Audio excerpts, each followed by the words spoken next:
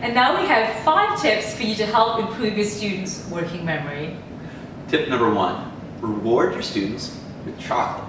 Why? Well, chocolate is great, okay? Particularly dark chocolate is full of flavonoids, and these help activate an important area of the brain called the prefrontal cortex. The prefrontal cortex is the home of working memory. So by giving them a little treat of chocolate, maybe if they got an answer correctly, you're actually helping them think better for the rest of the class. Tip number 2, know your students' working memory limits. When I was speaking to some educators, one of them told me how she would give her class of 5-year-olds very long instructions, and she realized this exceeded even what the average 5-year-old can remember.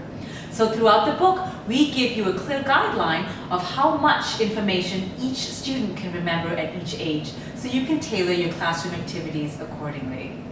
Tip number 3, bare walls equals better learning. Now, if you look at a normal classroom, it's often filled with posters, with pictures, with words, with letters, with numbers. Well, all of this is information. And our working memory helps us to process this information. But what's on the walls may not be relevant to the lesson that you're actually learning. So by having walls full of these things, sometimes what you can be doing is giving your students extra information to process. By taking some of this down, you're helping them focus on your lesson a bit better, so they can process the information that's going to help them get the better grade. Tip number 4, less is more.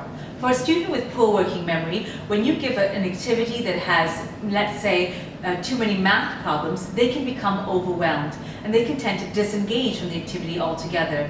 It's a very common occurrence that I've seen in the classroom where the student might be looking out the window or fiddling with some of their papers or their pencils, but not completing the activity because they feel overwhelmed. So when you give them fewer assignments to do or fewer items to complete in a worksheet, you can actually give them the confidence to focus their working memory and complete the task at hand.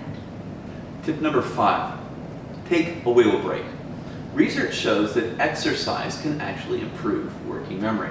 In much the same way that chocolate increases activation of the prefrontal cortex, exercise can help activate the prefrontal cortex as well. So if they're getting a little restless and you don't know what to do with the little worms in the classroom, a good option is to give them a 5-minute break just to exercise and to recharge their working memory.